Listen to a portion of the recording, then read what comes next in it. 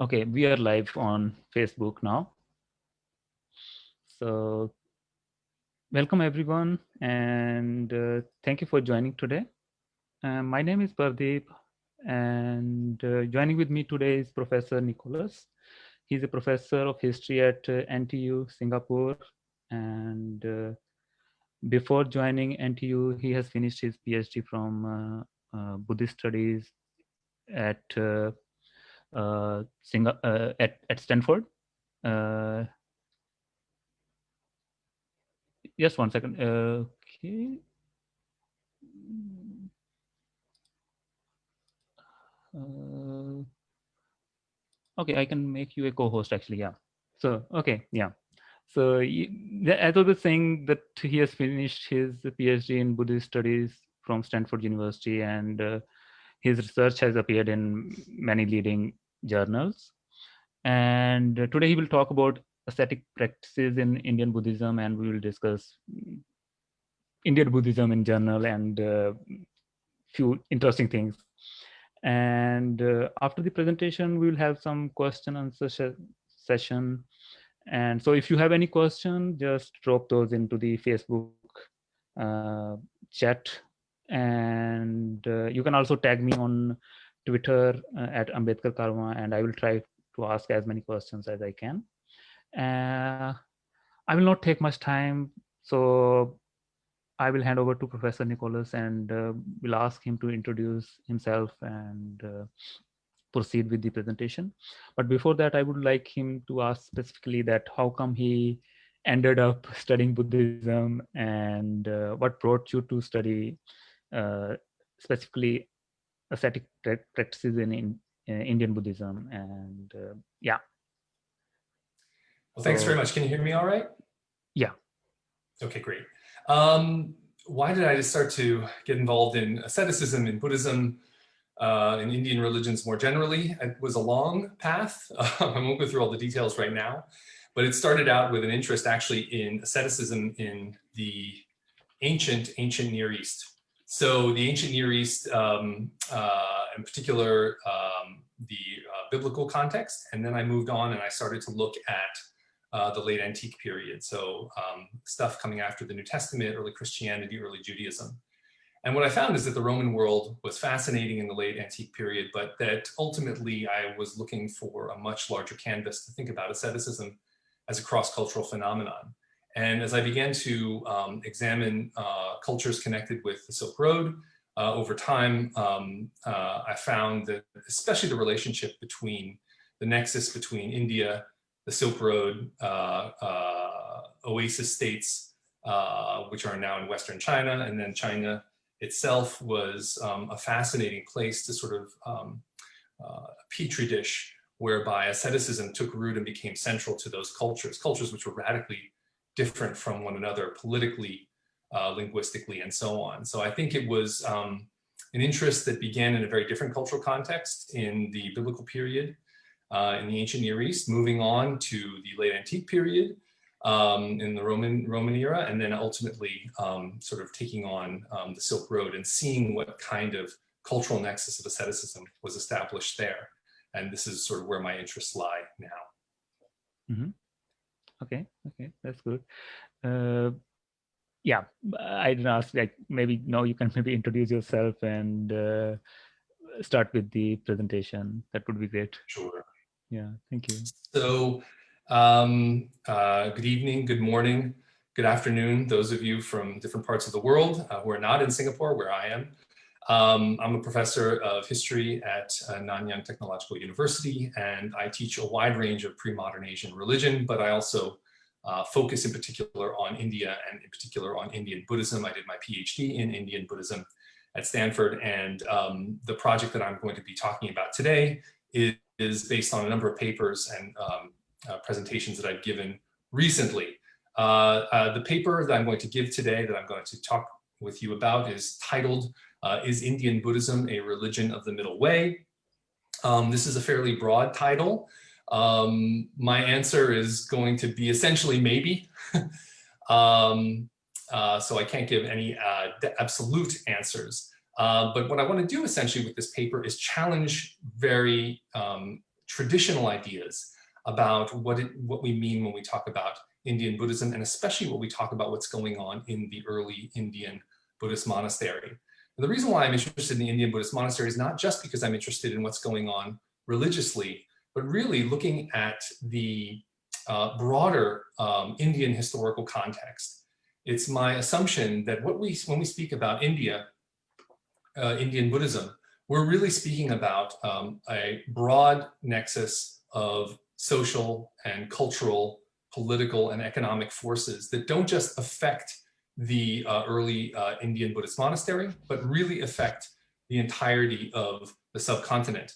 And ultimately these massive shifts that would go on, in particular an adoption of asceticism and ascetic practices within the monastery, would then culturally drive Buddhism outside of South Asia, thus driving a new and revolutionary cultural trend within India outside.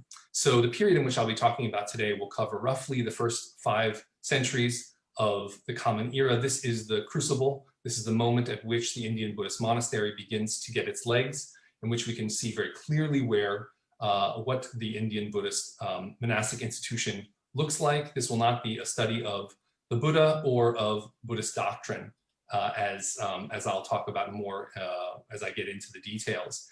Really, this is an attempt to get at a very complex history of institutional life, what it was like for monks and their relationship with the larger community, and thinking about monks not just as religious figures, and really not even using the term religion, but thinking about monks as people who had families, people who were connected to a broader economic community, people who were connected to the life of politics, the life of the court, monks who were literate, who were dramatists, who were poets, and monks who were illiterate, monks who were not from the elites and not from the upper castes. I should say here also that I presume that this would have been the majority of Indian Buddhist monks. In fact, the majority of those who joined monasteries would not have partaken in the high arts, would not have been one of the elite, and most probably would not have been Brahmins. This is going to be significant in the way that I think about, the way I consider this question of whether or not Indian Buddhism is a religion of the middle way. So with that, I will share my screen and begin the presentation itself. Okay, can you see the screen? Yes, we can see, yeah. Okay, so I'm minimized on the side. Is that correct? I think so, yeah. Okay, great. Yeah. Okay, so is Indian Buddhism a religion of the middle way? When I was coming up, my image of Buddhism could have been captured by the picture that you see here. Buddhism was a religion of the middle path. And what I thought of as the middle path was a religion of moderation, not extremes. Buddhism was about meditation and perhaps blessings for lay followers. The Buddhist monk was a picture of calm, relaxed, refreshed looking, and somehow always well-groomed. This monk here seems entirely undistracted by the kinds of things that agitate us in daily life. All these desires and temptations that keep us awake at night, keep us agitated, don't allow us to sit still and concentrate. This monk does not seem to care at all. His body is desire-free. He's not torn in one direction or another.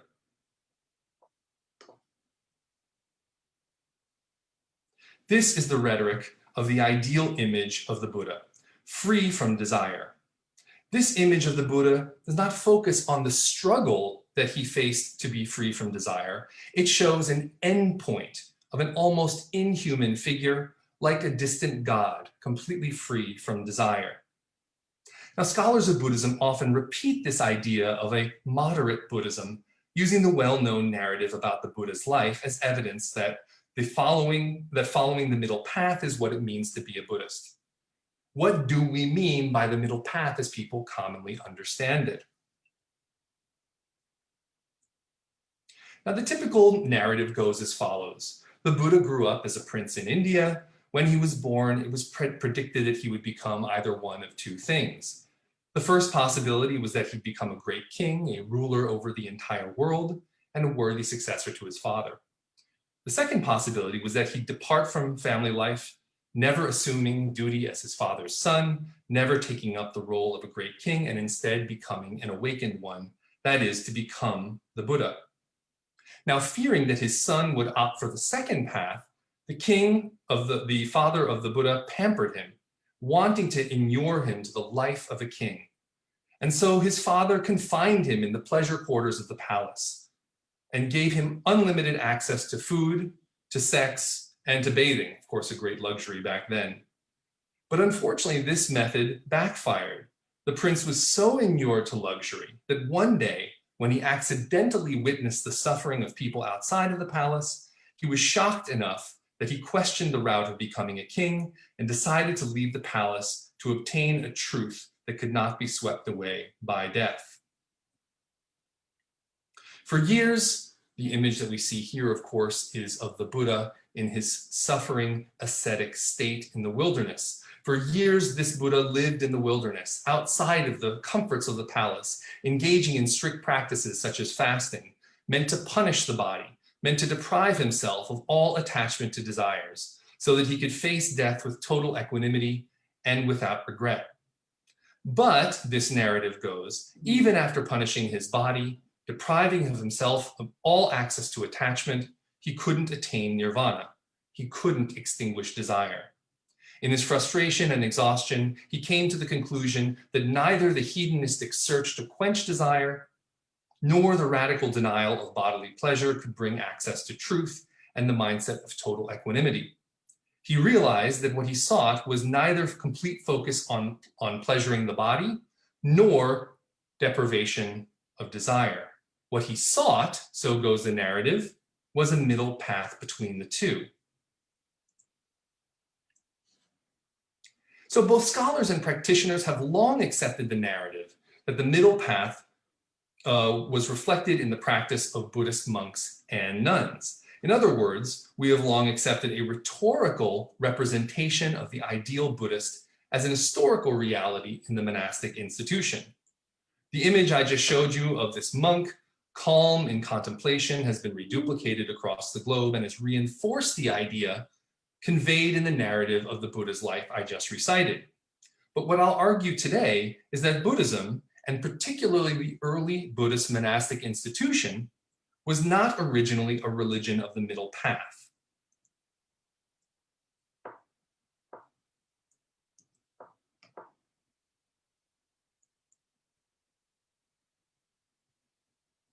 And I should note that my approach to these texts is not really focused on articulating what this nirvanic doctrinal path is. Rather, I'd like to focus on the historical realities. Was the middle way actually practiced in the monastery? More specifically, I'll preview my research project arguing that ascetic practices were central to the historical Buddhist monastic institution, and that these Buddhist practitioners of asceticism must be understood in relationship to a socioeconomic category of caste and to the social space of the cremation ground. So this is a major departure from this focus on soteriological or nirvanic rhetoric, enlightenment rhetoric that you find, it's true, throughout the Buddhist texts, and actually shifting, looking at what's going on the ground in the monastery, and finding that in fact caste was enormously important and deeply connected to the ascetic practices, the non-middle way practices. Using the socioeconomic category of caste, I hope to demonstrate to you that the middle way was only one way of thinking about the early Buddhist monastery, and in fact, asceticism was equally important. Now, why should we talk about caste in relationship to this cremation ground asceticism? To provide a little backstory to this research project, I began my studies at Stanford with the assumption that ascetic practices were marginal at best, because all the textbooks seemed to suggest that Buddhism was a religion of the middle way, a moderate religion. After all, the Buddha rejected asceticism in favor of this middle path. However, while researching for my dissertation, I discovered that references to these practices of ascetic bodily control appeared frequently in Buddhist literatures. Focusing on the textual traditions of the Vinaya, which are the Buddhist monastic legal codes, I noticed that many of the ascetic practices were centered around a specific social space, the space of the ancient and medieval Indian cremation ground.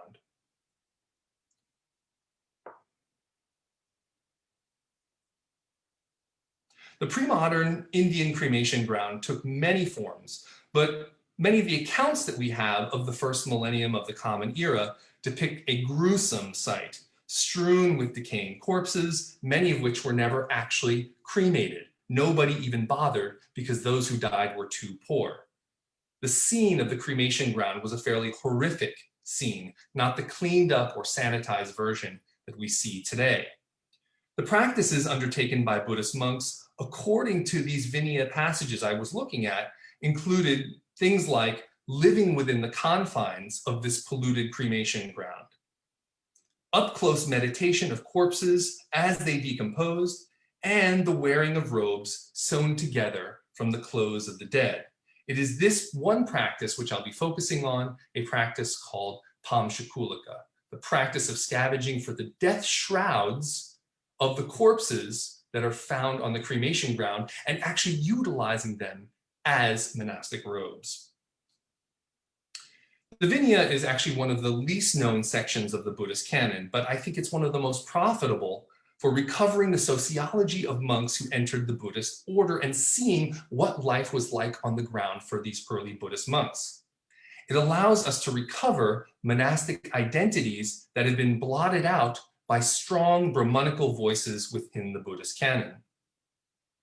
The Brahmanical voice often wishes to sweep away evidence of contributions to the Buddhist order by lower caste or outcast subaltern figures. This authorial voice is very powerful in so much of the Buddhist literature, and it has dictated the way so much of Buddhism appears in scholarship today. By the way, this is of course true in the way that Brahmanical voices have erased low and outcast voices across South Asian history. We are fortunate that scholars of colonial and post-colonial India are now examining precisely how upper caste narratives intended to erase contributions of subaltern figures to South Asian societies. A new generation of scholars has begun to take seriously Brahmanical erasure of how subaltern labor transforms societies across South Asia. The work, for example, of Sohini Chattopadhyay is particularly good because her oral histories of the laborers in the death economy on the cremation ghats in Kolkata give voice to the contributions of individuals who are subalternized according to their caste status. So she's focusing in particular on those workers who today are doing the death labor, those low and outcast figures who are doing death labor in the cremation ghats in Kolkata. Chattopadhyay explains that the reason why we don't have histories of these figures is that Brahmanical narratives have erased these subalterns from historical consideration. She states, caste stigmatization of the mortuary work has ensured that workers are erased from being considered key engineers of civic life.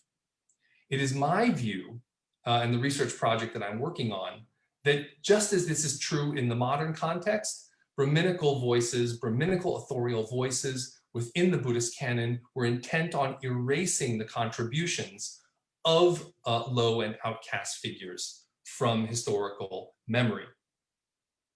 Now, a number of scholars over the years have discussed asceticism in Indian Buddhism in connection with the cremation ground. But basically, they dismiss these kinds of practices on the cremation ground because they're inconsistent with what is supposedly an upper caste orientation of the Sangha. The idea is that the Sangha needed patrons, needed support, and of course needed elite support. And how would Brahmanical elites support this Buddhist Sangha, this Buddhist monastic environment, if it was populated by low caste people who were doing cremation practices, cremation asceticism? Most scholars have said, well, this doesn't make any sense. So therefore, asceticism, especially cremation asceticism, could never have been a part of Buddhist monastic life. For this reason, there have been very few, if any, serious attempts to write a social history of Buddhist asceticism in the cremation ground. But as I undertook this task over the last few years, what I found were passages in the Vinaya which demonstrated the pervasiveness of cremation ground asceticism and suggested that these legal cases were the product of a massive shift in the early first millennium of the Common Era, during the period when Buddhist monasteries began to appear. What was this huge shift taking place?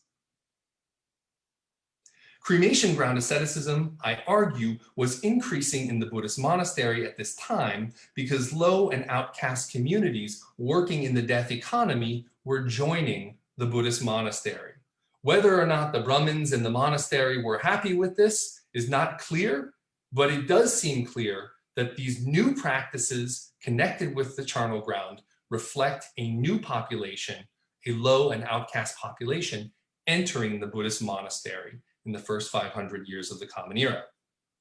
The ranks of religious orders were swelling with the members of low and outcast communities newly integrated into the Brahmanical caste-based order that began to take off during the first millennium of the Common Era. Scholars of religious studies have implicitly or unconsciously relegated cremation ground practitioners to the margins of Buddhist monastic institutional life, usually on the grounds of a Weberian. This is named after following the famous sociologist Max Weber. The scholars of Buddhist studies have generally ignored the idea that cremation ground practices were central because they follow a Weberian orientation that is deeply ingrained in scholarship. Now, Max Weber famously distinguished between two types of ascetic figures. One was the charismatic, and the other was the economic. The Protestant ascetic was essentially an economic figure, described by Max Weber as a this-worldly figure because they were institution builders. But in contrast, the otherworldly ascetic was not an institution builder, but a founder. On Weber's account, the founder was a charismatic, ascetic figure who attracted devoted followings on the basis of the miracles that they performed through intense regimens of bodily discipline. If the this-worldly ascetic was engaged in the business of institution building, the extreme bodily austerities of the otherworldly ascetic generated a soteriological or a nirvanic, that is to say, oriented toward nirvana, a charisma of soteriology that was intrinsically antithetical to the economic activity of everyday life. This was Weber's view. You can't be interested in nirvana if you're interested in the economics of building the institution. So in this paper, which previews several conclusions from my project, I'll argue that the bodily disciplines of Buddhist practitioners on the cremation ground that are often taken to constitute what we mean by otherworldly asceticism are in fact rooted in a socioeconomic identity. That is to say, I want to go against the idea that Weber promotes and suggests that there is a socioeconomic basis to cremation ground asceticism, and that all of the ascetics, cremation ground ascetics, who seem to be flooding into our narratives in the Buddhist Vinaya, were actually a product of a particular socioeconomic milieu. And therefore, the early Buddhist monastery could not have been a monastery of the middle way. It would have been heavily ascetic, and ascetic in a cremation ground orientation. In this paper, I'm going to focus in particular on the cremation ground practice of Pamshakulika.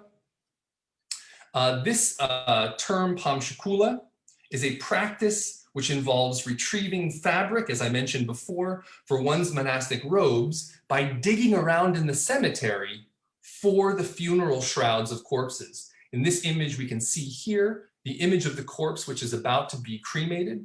But as I mentioned, what you see in the Vinaya text is not this kind of very efficient system of cremation, but a charnel ground, a cremation ground, a shmashana, which is littered with dead bodies covered in their shrouds.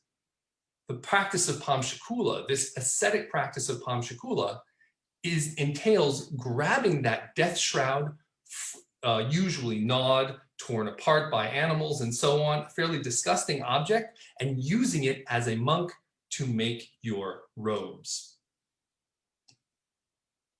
And in particular, what I'll argue is that the practice of Pamshakula is not rooted in a specifically Buddhist doctrinal framework, but in the socioeconomic identity of low and outcast communities of the early first millennium CE. So I'll discuss first the general textual rationale for labeling cremation ground practices such as Pamshakulika as a form of otherworldly asceticism that is supposedly totally disconnected from socioeconomic realities. If we turn to the classic location for the study of Indian Buddhist asceticism, what we find is a text called the Visuddhimagga, a 5th century text composed by the Buddhist figure Buddhaghosa. And here we find descriptions of cremation ground asceticism that in many ways conform to Weber's idea of the otherworldly, nirvanic, soteriological ascetic figure. Cremation ground asceticism is discussed in the Visuddhimagga as part of a doctrinally acceptable list of practices called duttagunas. The term duttaguna literally means the capacity for shaking off and refers to the power of cultivation of the practitioner to shake off the stains of karmic impurity. The Visuddhimagga narratives about Buddhist asceticism fit neatly into the Weberian classification of the otherworldly or nirvanic or soteriological charismatic, because this discourse has no socioeconomic context and it's completely disconnected from Buddhist doctrine. When authors of the Visuddhimagga articulate what they understand to be the significance of the cremation ground duttagunas for their audience, they note only a kind of generic set of nirvanic benefits, anisamso. These include kind of classic Buddhist soteriological goals, such as the fewness of wishes, or the suggestion that the right way is cultivated. There's no reference in the Visuddhimagga to the socioeconomic rationale for cremation ground ascetics, nor is the socioeconomic potentiality of cremation ground ascetics discussed, either before or after they become monks. In other words, the Visuddhimagga fits this idea that we often have of practicing asceticism solely for the purpose of achieving a nirvanic state, no connection to a socioeconomic background. Now, until quite recently, when the Indian Buddhist ascetic was discussed in scholarship, he or she was generally imagined in conformity with the kind of descriptions we see in the Visuddhimagga. So the rationale for ascetic practices, like the Pamshakulika practice we've just seen, was discussed in terms that were soteriological or more general Buddhist doctrinal terms. As I've tried to move closer and closer to a kind of historiographical category for thinking about Indian Buddhist asceticism in my papers, I found that this soteriological or nirvanic language in the Visuddhimagga actually blocks or obfuscates rather than reveals the social context of ascetic practice. Instead, what I've looked for is a set of phenomenological hermeneutics that I call materialist historiography. In a paper that I wrote last year in the Journal of the American Academy of Religion called Living with the Dead as a Way of Life, I highlighted 3 phenomenological categories I hope would provide the basis for a social history of ascetic practices such as Pamshakulika. The first evidence for the historicity of a narrative element, that is, how do you determine historicity of a story, is the presence of everyday objects. The second piece, I argued, was evidence for bodily practices by which social actors appropriated those objects in everyday contexts. And finally, what I looked for was the social location of those practices, which include categories such as physical space, gender, economic status, and caste. The advantage of using these categories for analyzing asceticism is it allows the scholar of Buddhism to look past the limitations of doctrine, of soteriology, that nirvanic effort, rhetoric of nirvanic effort that you see in texts like the Visuddhimagga. And if we put aside the benefits of the practice of Pamchakulika found in the Visuddhimagga and focus on the descriptions of the practice itself, what we find is that Buddhist monastic ascetics were not operating in a vacuum.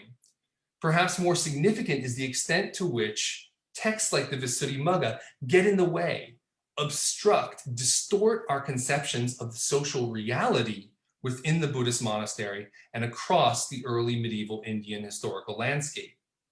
To illustrate this point, I want to look at another textual tradition that is often compared with or juxtaposed to that of Buddhist texts such as the Visuddhimagga. I want to find a very different perspective on Pamchakulika. Here I will quote a brief passage from a foundational Brahmanical text known as the Manavadharma Shastra. The following description does not discuss Buddhist monastic asceticism, Buddhists, or ascetics of any kind, however. In fact, there seems to be no discussion at all of the phenomenon we now think of as religion. Instead, this passage sets forth a number of simple regulations that govern economic, social, political norms of outcast communities. And these communities are often referred to as chandalas or shwapachas. There are a number of other names that the Dharmashastra uses, but these are categories by which the Brahmins referred to outcasts in their legal texts. The following set of regulations come from Book 10 of the Manavadharma Shastra. The chandalas and shwapachas must live outside of the village, says the text. Their garments must be the clothes of the dead, so say the Brahmins about the outcasts. These outcasts may go around during the day in villages and towns if they are assigned duties by the king, and they may take at that time the clothes, furniture, and ornaments of those condemned to death. They should also carry away the corpses of those without relatives. That is the settled rule. Now, while it's not possible to enumerate all the different implications of this passage for doing a social history of Indian Buddhist asceticism here, I'd like to highlight a few salient points to emphasize the limitation of the Visuddhimagga's characterizations of Pamchakulika asceticism. Now, in her excellent study of Black life in 19th century America, the scholar Saidiya Hartman argues that the mapping of a subject population onto spatial coordinates in the social order is rooted in the desire to harness the labor of those bodies. In other words, what we've seen in this Dharmashastric text is an attempt to economically exploit low and outcast figures by creating rules about where they can and can't be. In light of Saidiya Hartman's insight, it's difficult to read this passage in the Brahmanical tradition as anything but a cartography of economic exploitation guaranteed by an apparatus of classification. In strong contrast to what we see in the description of Pamchakulika in the Visuddhimagga, what we see in the Manavadharma Shastra is a phenomenology of object, practice, and social location that is directly linked to economic and social political categories of an outcast Chandala community. The Manavadharma Shastra doesn't care about nirvana, does not care about enlightenment, does not care about ascetic practice for the sake of achieving Buddhahood. What it cares about is controlling the bodies of the outcasts. And what does it say? It says that they have a certain role and a certain set of professions, and these professions look a lot like Pamchakulika. In both the Visuddhimagga and the Dharmashastra, the object referred to is the Pamchakula. That's true, they share that in common. The practice of scavenging among corpses for robe material, The social location is the cremation ground. The difference is that the Manavadharma Shastra links these discursive indicators directly to a death economy, and the Visuddhimagga ignores the economic and social context of the practice of Pamshakulika altogether. Line 55, for example, from the Dharma Shastra, clearly stipulates that the Chandala may go around during the day in villages and towns, but only for the sake of duties assigned by the king. Chandalas are prohibited from entering upper caste space unless they are performing labor for the state. The last section of this passage specifies that the Chandala, the outcast figure in the Dharma Shastra, is required to carry away the corpses of those without relatives and execute those condemned to death. The legal requirement in the Dharma Shastra that the Chandala perform these two types of labor lets us know that not only the degraded ritual status of the Chandala's body, but also the locale in the Brahmanical imagination that the body must be confined to. The Brahmanical legal tradition assigns the outcast Chandala to the lowest profession in the hierarchy of ritual purity, labor in the death economy. What we know from the Brahmanical traditions is that lower and outcast groups were expected to earn their living as scavengers on the charnel ground, scavengers in the Shmashana, scavengers in the cremation ground. The Manavadharma Shastra singles out the acquisition of clothing and furniture and ornaments left on the cremation ground as representative of the kinds of goods that were then funneled into the outcast economy. I've demonstrated through a kind of materialist historiography the links between the charismatic ascetic tradition of the Buddhist Visuddhimagga and the Brahmanical Manavadharma Shastra, which concerns itself with socioeconomics. However, it's clear that the Manavadharma Shastra's focus on scavenging for clothing is totally disconnected from soteriology, totally disconnected from nirvana or the search for Buddhahood. It's totally focused on articulating the contours of an outcast death economy. What use then is the Brahmanical representation of the Chandala to our social history of the Indian Buddhist ascetic?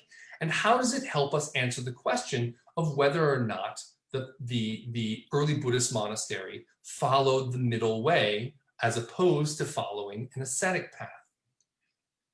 Now, if the Visuddhimagga is the kind of dead end, where do we turn? As I noted at the outset, the Buddhist monastic legal codes, or Vinaya, are a highly underutilized source, not only for explaining the social realities of Buddhist life, but also for rethinking historical transformations across South Asia in the first millennium.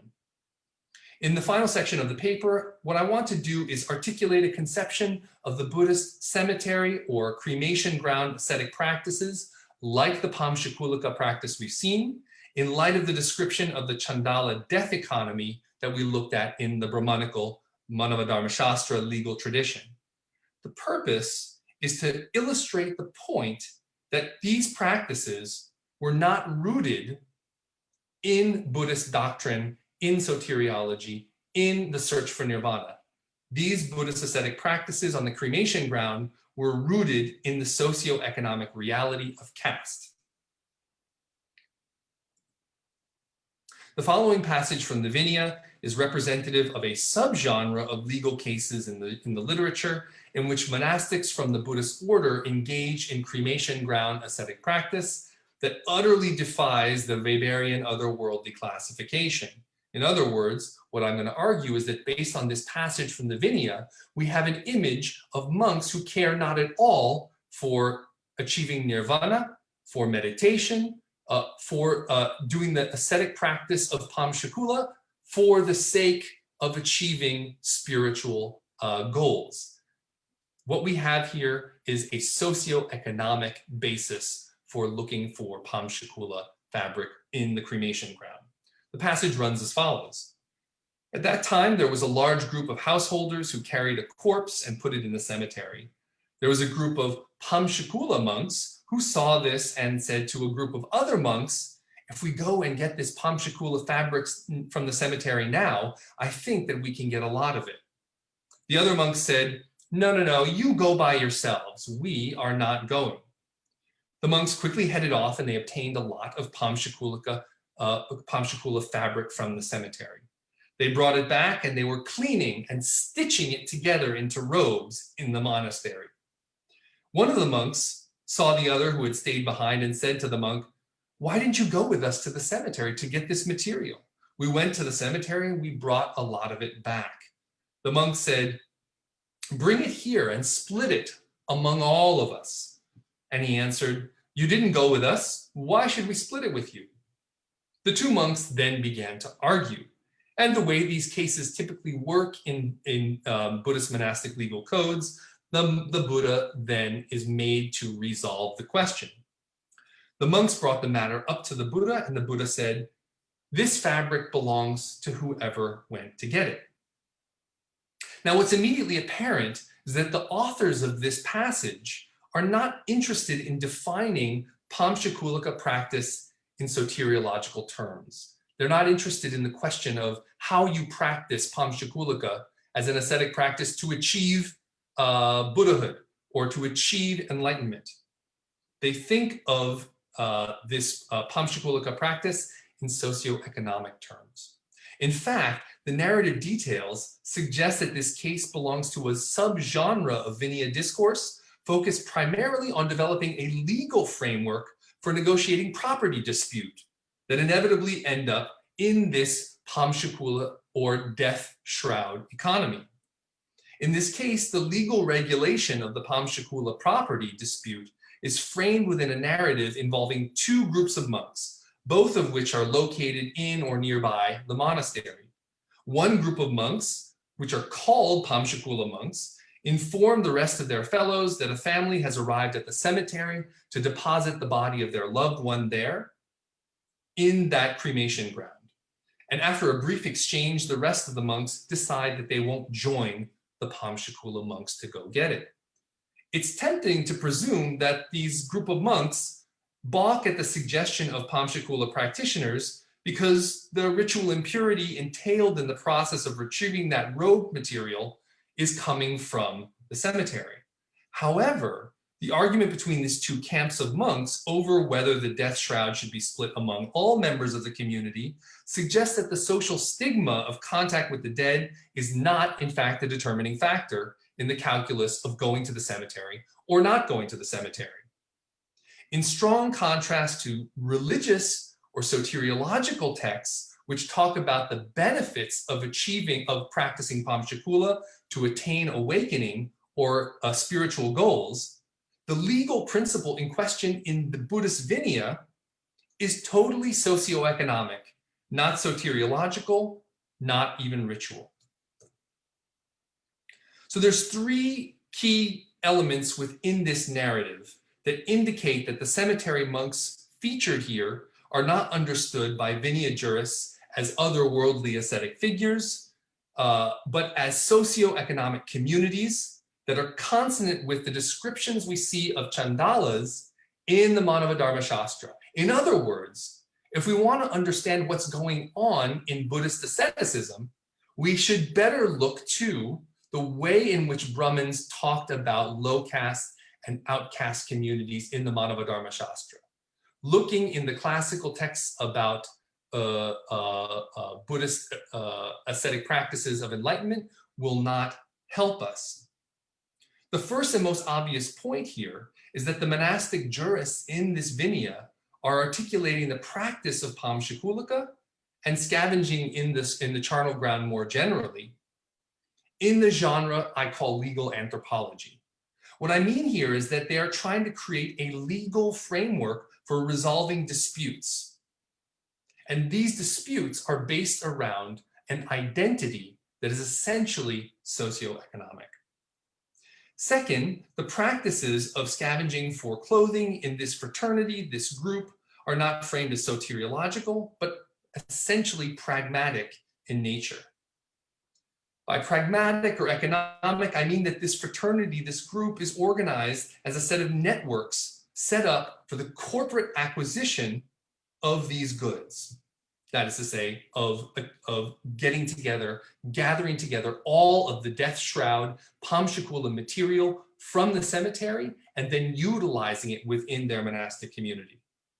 Third, these networks are bound together by a discourse, a language of technical expertise specific to the enterprise of scavenging for and repurposing impure goods in the cemetery floor. What I've argued here today is essentially that the classic image of the Buddhist monk as seeking nirvana, as a soteriological, charismatic figure, should be seriously questioned when we look at legal texts from the Vinaya. Our vision of the early Buddhist monastery must come to terms with, must reckon with, an image of cremation ground ascetic practice that is rooted not in spiritual goals, but in the social and economic realities of the outcast death economy. When we think of the early Buddhist monastery, we're inclined to look at the figure in the upper left-hand corner and think about a meditating monk who is focused on attaining awakening, a monk who is primarily interested in achieving what we think about as the middle way. However, what I would like to suggest is that we are at least as likely to find outcast figures like we see here in the right-hand side, who are part of the death economy, who have now moved into the Buddhist monastery, who have moved into this new context and brought the socioeconomics of Pam Shakula, of gathering fabric from the cemetery and bringing that into the Buddhist context, thereby transforming what we mean by Buddhist ascetic practice. What I want to argue here is that the agency and power of low and outcast groups, once they entered into the Buddhist monastery, was such that they actually began to reshape what we meant by Buddhist institutional practice. And when we think about outcast communities as having little or no historical agency, I turn to texts like the Vinaya in the pre-modern period to look for and read against the grain of Brahmanical ideas that would easily and conveniently, too conveniently, write low and outcast communities out of the picture. I've argued today that the early Indian economic community, early Indian Buddhism was not a religion of the middle way, on the grounds that the socioeconomic reality does not reflect the image of the Buddha or his monks sitting in sublime meditation. There is, of course, always a rhetoric of the middle way in Buddhist sutra material. But when we examine these legal narratives of the Vinaya that recount the actual experiences of Buddhist monks, what we find is a very different historical reality. We should expect that the Buddhist monastic order would have increasingly become a home for low and outcast figures who were comfortable with impure ascetic practices precisely because they emerged from socioeconomic communities engaged in the impure professions. And I think I'll end here. Thanks very much. Okay, thank you so much for this amazing presentation. And let me be honest here, actually, this was really, I would say, quite intensive, fully packed with the facts and information and quite big words, I would say, which I even don't, like, I have heard first time, I would say. But it was interesting to hear your views on ascetic practices in Indian Buddhism. I would open the floor here for questions. Those who have joined me on the Zoom, they can maybe raise their hand or they can just drop the in the message box. Then I will ask those questions to Professor Nicholas. Till then, let me ask that why do you think that cremation grounds are maybe fertile to know all these things? Like, so why I did you think focus on maybe cremation grounds? So first of all, the reason why I think this is so important is, and this particular type of practice is so important, is because it is the kind of prime example of asceticism, right? If we think of asceticism and serious, difficult, challenging practices, this is a good example, right? You go into the cremation ground, often at night, and there's kind of wild animals there, right? Thieves, beggars, criminals, right? It's a dangerous place, especially in the pre-modern world, right? There's no policing this place. And you go there in the dark at night and you encounter dead body after dead body. And then you take the clothing that that dead body is covered in, right? A kind of funeral shroud. And then you cut it off and you then take it back and then you weave it into your robes. So you are wearing clothing of dead people. It is one of the most difficult, most ascetic, most impure practices, right? Yeah. Okay, I get it. I get it. And so the idea is that this is a classic example of an ascetic practice. Then the question is, we've got evidence that people are doing this. Buddhist monks are doing this. But the old idea among scholars was that Buddhism is a religion of the middle way, right? Yeah. Therefore, why would they practice this? Why would they do this? Middle way religion doesn't need this kind of disgusting ascetic practice, right? The Buddha rejected those kind of practices, right? That's the narrative, that's the idea. But what happens when we actually look at Vinaya texts? We find case after case after case, one after another, of Buddhist monks who are doing these practices. So what does this mean? Contradiction of these ideas that people have long held, that Buddhism is a religion of the middle way. Yeah, yeah. This shows us fundamentally that Buddhists were practicing asceticism, but even more revolutionary is that these were practices which probably came from basically Dalit communities. And so what we have are Dalit communities bringing socioeconomic practices into Buddhism and then institutionalizing those practices so that those practices become normal. Right? Yeah, I get it. I get it. Radically changes the image of Buddhism as a middle way religion and shifts it to a ascetic religion, and an ascetic religion that has agency coming from people who are outside the elites. That's the significance. So you just mentioned that there is like low caste Dalit people bringing in the socio-economic reality to the Buddhist order. So I want to know like how much effect or like how much influence they could make at that time. Like I don't think that they were very like influential. Yes, Dalits still are not that influential. So how much influence they could make on the Buddhist social order or like Buddhist institutions at that time? Or it was very slow or long period? Okay. Yeah, that's a great question. So yeah, that's what we assume. If we look at the modern context, modern India or contemporary India, we look at the situation of Dalits and we say they don't have much power, right? And so then we think about that idea and project it to the past. We assume, oh, it's like this now, must be the same in the past. But the more that I study the early Buddhist texts, especially the Vinaya, not the regular sutras, but as more I study the Vinaya, the more it seems clear to me that actually low and outcasts were increasing in power, so much so that they actually were able to influence Buddhist ideas, Buddhist practices.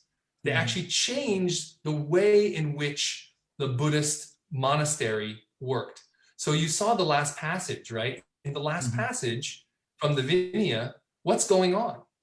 these low and outcast monks are arguing, they're fighting over the way in which they should go to the charnel ground to do this kind of death economy. What does a fighting mean? Fighting means that this was common. This was so common, so normal for Buddhist monks at this time that this became part of the Vinaya.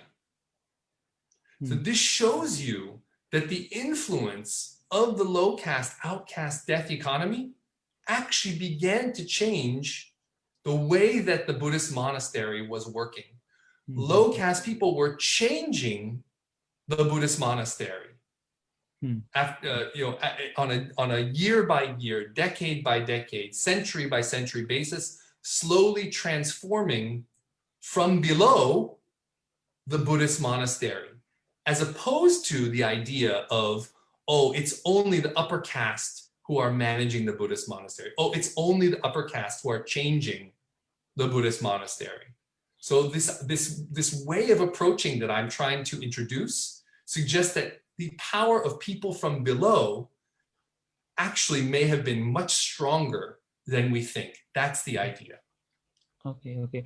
So that actually answers my another question, actually, that many, I would say many authors have argued that Buddha's most disciples were from upper castes, or they were mostly from top caste people, were the mainly disciples of Buddha in the beginning. So, and Buddha didn't do much to encourage maybe a religious life among the lower castes. So I think that would answer this question as well, that if we can see the practices like influence of lower caste onto the Buddhist institutions and Buddhist order, would answer that. I think that no, that was not the case, or do you still, what are your opinion that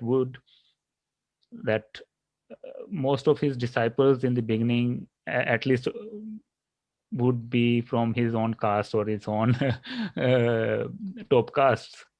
So yeah, it's a good question. And of course, the classic idea that we usually have about the Buddhist order is that we say, oh, well, the Buddha is elite, right? yeah. He's upper caste, and Ananda is elite, and Shariputra is elite, etc., right? Mahamagga, Yayana, all elite figures. And of course, there must have been upper caste people.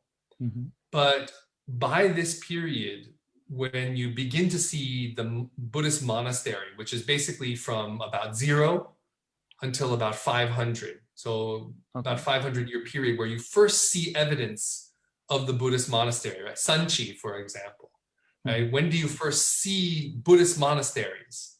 Ajanta, right?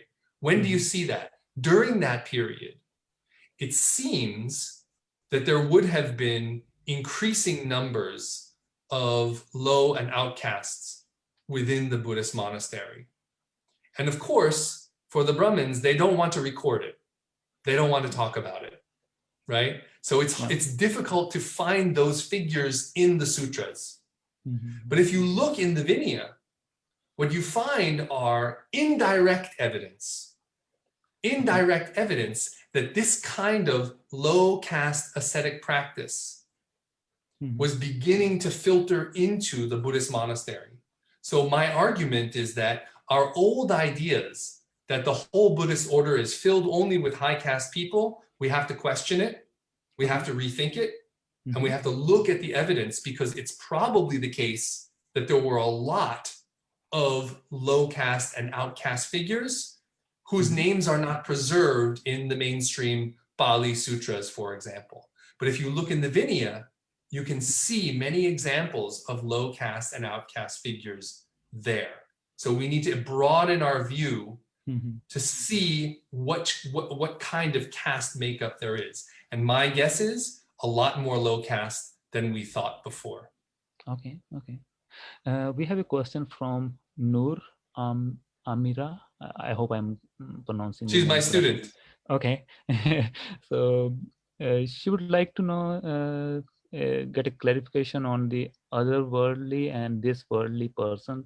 Would would an ascetic only fall in either of these categories, or it is possible for an ascetic to practice and become both kind of persons? I would think that this is a middle way. So ascetics are actually going against the middle way then? Yeah, is there an ascetic middle way, right? I think the idea basically is that practices that are, we generally think of practices which are normal in the monastery. We say, oh, that's a middle way.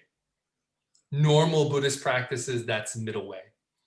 But what I don't like to argue is that the everyday and normal practices in the Buddhist monastery, at least the early Buddhist monastery, many of them were not normal. Many of them were not what we think of as acceptable. Many of them were extreme or ascetic practice. So you actually could do, on an everyday level, it could be very normal to do extreme practice like Pamshakula. So that we don't have to draw a distinction between normal, regular, middle way, moderate, and everyday practices. Ascetic practice could be an everyday practice. Okay. Let me ask you like a question around Vinaya. You are using in for your research mostly into Vinaya narratives. How accurate are those sources, and over the year, how much you think whether there has been some adulteration or something like that? Is there a Yeah, possibility? it's a good question. So with Buddhist sources, it's a big challenge to try to figure out what date we should use for each text. You know, it's a big challenge, and it's a never-ending challenge. You always have to really carefully consider whether or not even a single line, which is even in the same text, can be maybe from a totally different time period. Sutras love to quote things which are from totally different contexts. But my general sense is that these stories are all coming from generally the same period, which is to say 0 to 500. That is the period when the Vinaya, the Buddhist law codes, were compiled. Okay. And so even though it's some several hundred years, I think that the reality, social reality, was consistent. In other words, what was going on on an everyday level was so consistent that even if one text can be dated to 100 or 200 or 300 or 400 CE, even if you can change the date a bit, still they're basically in the period of early Buddhist monastic institutionalization. So they all basically reflect the same reality. And the texts that I'm using, I'm fairly confident that they belong to that same general reality. Yes. Okay. I have a question from on Facebook chat, named Sambodhi Sang.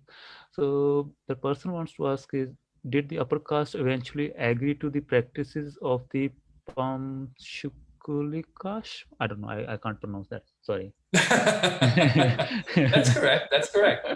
Okay. I'm sorry, can you repeat the question? I didn't catch the whole thing. Did the upper caste eventually agree to the practices of the Panchukulish?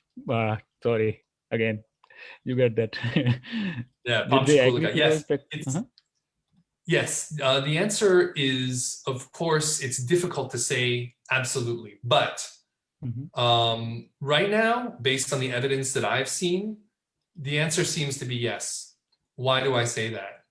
Because to compile the Vinaya, to compile the sutra literature is an enormous expenditure. It's extremely expensive. It requires a lot of institutional agreement, and it requires a lot of money from the patrons, right? If you want to copy the sutras multiple times, you want to store them, you have to have a building to put them in, and you have to transmit them, you have to protect them, right? And of course they rot, right? The paper rots in the sun. So if you want to compile a huge number of scriptures, right, whether it's Sutra or Vinaya or Abhidhamma, whatever, Mm-hmm. you need a lot of money and you need the support of elites. So what did we see in the Vinaya we just looked at, the last Vinaya case? In that Vinaya case, they have a record which they included about the legal story of how you get Pamshakula. How do these low caste monks go get Pamshakula? How do they import their own local customs into a Buddhist monastic lifestyle? And that story, we have it. Why do we have it? The only way we have it is if the elites in the monastery recorded it and preserved it. And so the idea is that elites had to agree that this was important enough and representative enough of Buddhist life that they wanted to keep it. And that story I mentioned is just one of dozens and dozens and dozens of stories in the Vinaya of what look like low caste or outcast monks.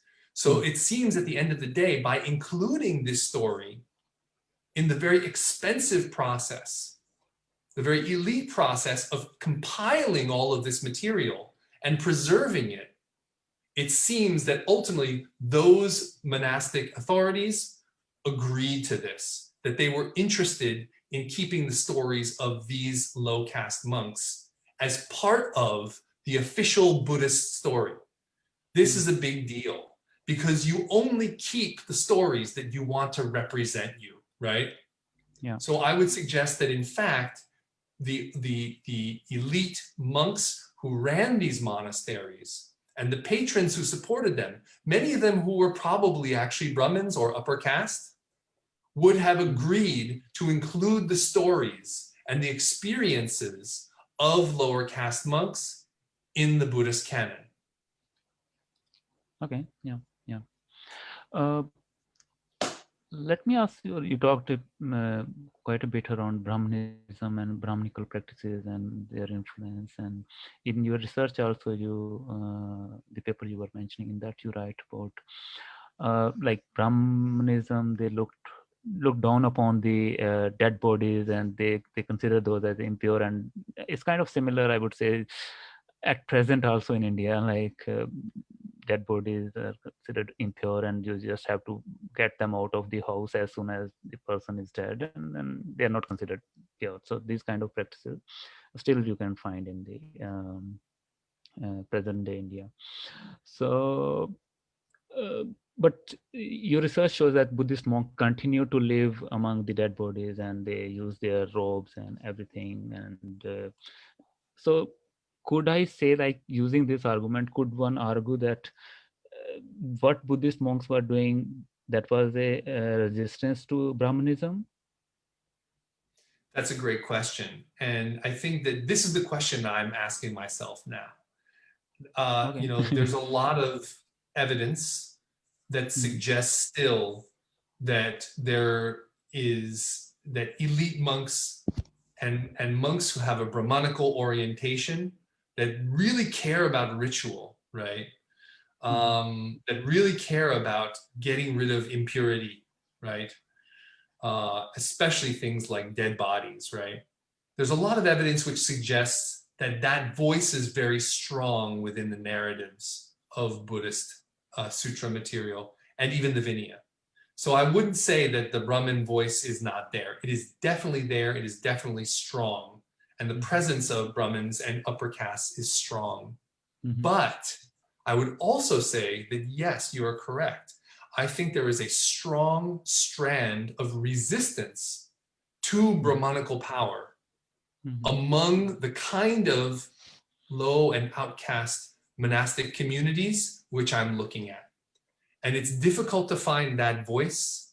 It's challenging to find that voice because you cannot find like the Dalit Sutra, right? There's no Dalit monastic sutra.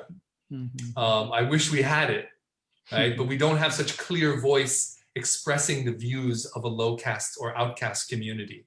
But what we do have are these voices, like the ones that I mentioned in the Vinaya, who seem to be included as somehow representatives of an important Buddhist tradition at that time.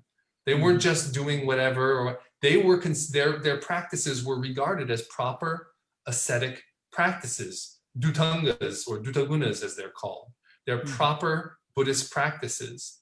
And so not only were they resisting Brahmins, but they seem to have imposed their own ideas on the Buddhist monastery. And therefore, these low caste monks left their mark on the Buddhist institution while they were resisting these old Brahmanical ideas about ritual.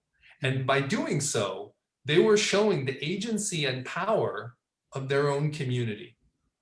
I mean, now this, of course, requires a lot of investigation. We cannot say absolutely that this is the case, but this is where the evidence is leading me. Okay, that's great. That's great. Great to know. I'm actually jumping all over the place, actually asking you different questions, and let me ask, Sure. jump somewhere else again.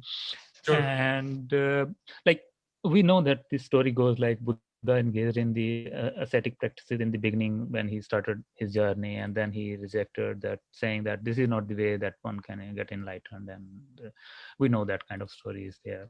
So how do you explain that then later, like Buddha has rejected this practice, and then later Buddhist monks continue to do that? Did they not listen to their spiritual guru or whatever? Right. Hmm? Yeah, that's a good question. So the question is, where did that story come from? So, for example, you can find that story in many texts. For example, Buddha Charita, Ashvaghosha, right? Ashvaghosha, he wrote the life of the Buddha Charita, a very famous text. And in that story, which, by the way, that story is kavya, right? So it's written for the rich people. It was written for the court. And so I'm sure that many elites, they like the idea of the very clean Buddha, clean Buddhist monk, right? Middle way, moderation, right? In other words, Buddhism that is compatible with the power of the Brahmins and the elites. That is a very convenient story, right? Yeah, yeah. But is that story correct?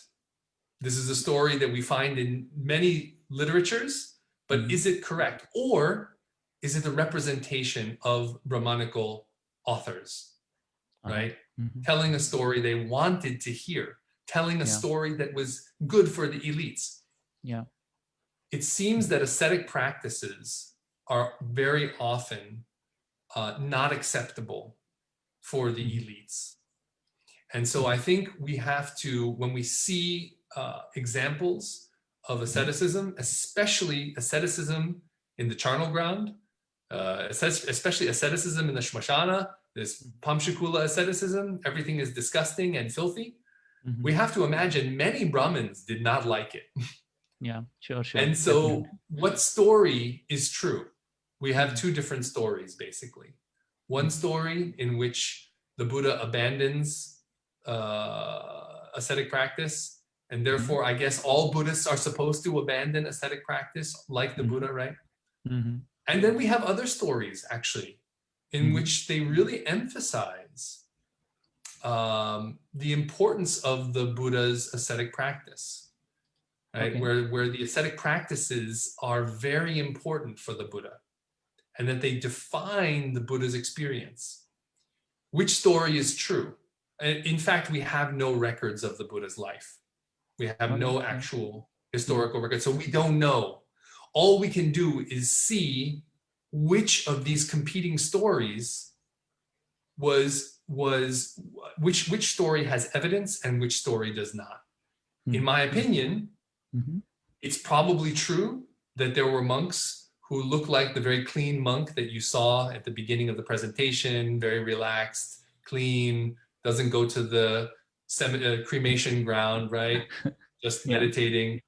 I'm sure there were monks like that. Okay. But we have to make room in our understanding of the Buddhist monastery for outcast and low caste monks who didn't look like that, who were a part of the Buddhist institution, who were essential in the Buddhist institution, and whose role was in fact valued. Yeah. The Buddhist Vinaya preserved the stories of these low and outcast monks, these monks who went to the charnel ground. And therefore, we have to consider that in addition to upper caste monastic figures, that there were also communities of lower caste monks who had an important role in the Buddhist context. And by the way, not just in the Buddhist context, we should also remember that this is representative of a big change going on in early medieval India, and that the caste system was just being formed at this time. It was not a stable thing. Now today it's a very stable thing. We know who's from this caste. We know the way people dress and the background and names and so on. At that time, caste was very unstable. And therefore, I suspect a lot more flexibility, mobility among castes to move into the Buddhist order, but also other parts of Indian life with more mobility than we think about today. And I think that the evidence that we see in the Vinaya that I presented is a good example of that kind of mobility and influence of low and outcast groups that we just don't see today anymore. This is the reason why looking at the history is so important. Yeah, definitely.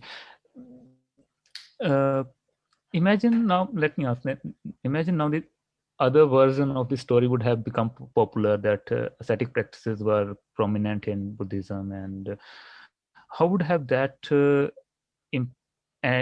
impact the Buddhism, its growth, its maybe if imagine that middle way wouldn't have become a popular, how that would have impacted the Buddhism overall? It's a great question. One thing there was so much I wanted to talk about today, but I didn't talk about one thing, which is analogies. Because when we look at the Buddhist sutra texts or the Vinaya texts, it's very difficult to see the historical reality. Well, what was happening? It's very difficult because we have just limited stories. But if we look at a totally different context of low caste or low class groups and the way in which they enter into a religion. So if we look, for example, at the way African slaves entered Christianity in America in the 17th or 18th centuries. If we look at that context, what we find is a really interesting parallel to the case of low or outcast communities entering the Buddhist order. So it's very far in time, right? The difference is 1700 years, but we have an interesting parallel. And what we see, if you look at the case of African slaves in the Caribbean, for example, or in the southern United States, there were many white people who did not want them to become Christians. They didn't want African slaves, enslaved Africans, to become Christians. Why? Because if the enslaved Africans became Christians, then they would get more respect, right? Because they would be similar to the white people in that sense. Yeah. This is really, but there were groups, nevertheless, of enslaved Africans who became Christians, and it created a shift in the power dynamic. It increased, actually, a certain, the power, the potency, and popularity of Christianity in the process. Now, if you look at the analogy in the Indian context, some 1700 years before that, what I suspect was happening is just as populations were moving into the caste system, in other words, Brahmins were trying to solidify, to create that caste system as rigidly as possible, to get social control through the caste system. As they were doing that, there would have been low and outcast figures who, as they become members of the Buddhist order, their level of equality will become closer to that of Brahmins, right? You have Brahmins in the Buddhist order and low caste. And if they're in the same religion, then their equality becomes closer, right? I also think this helps explain the increasing popularity of Buddhism. In other words, if Buddhism was offering an idea of equality, then wouldn't it be natural, just like African slaves entering Christianity, wouldn't it be natural for low caste or outcast communities to enter Buddhism to gain in social economic power?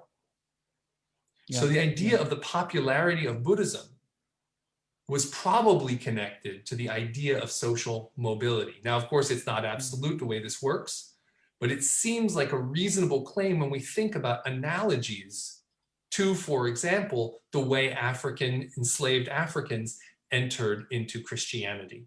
We have interesting parallels today or recently in history that we can look at to help explain the increasing popularity of Buddhism in the first millennium in India. Yeah. I agree. Yeah.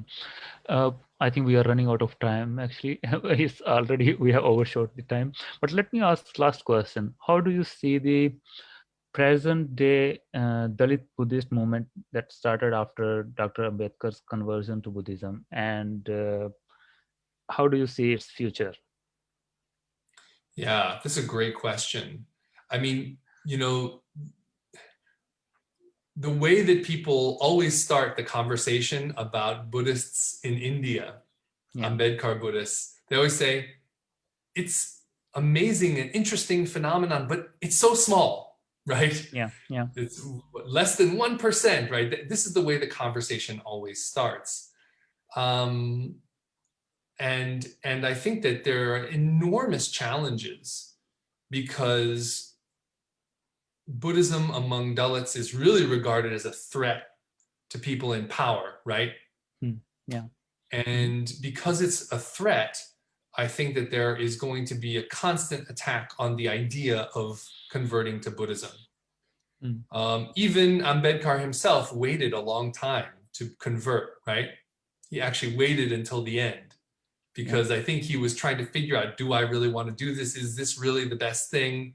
When you're living in an overwhelmingly Hindu society, how do you view your own role? Do you want to strike out on a totally different or new path? But I think that the challenge that Ambedkar took up and the challenge that Buddhists in India have today is that they speak, or the way in which they're addressing their challenge, I should say, is with an ethical voice of progressive ideals and inclusivity. And at the end of the day, I don't think that those ideals can be fundamentally rejected. And I feel that long-term, the appeal of social justice, of progressivism, of inclusivity, that will win out at the end of the day. And so no matter how small the movement is, that maintaining the core ideals that Ambedkar advanced, I think is the key to long-term success. Not adopting the narrow view of this is my community, this is my group, this is my section of the population. It's really about embracing that vision that he advanced and sticking to that, even though the temptation is to want to fall into provincialism, tribalism, communalism, right? But avoiding that will lead to a long-term success of the movement. I'm quite sure of that. Okay. I have so many questions on Facebook chat, but I cannot ask. It's running out of time. We are running out of time. And maybe we'll bring Professor Nicholas again and we'll talk some other time.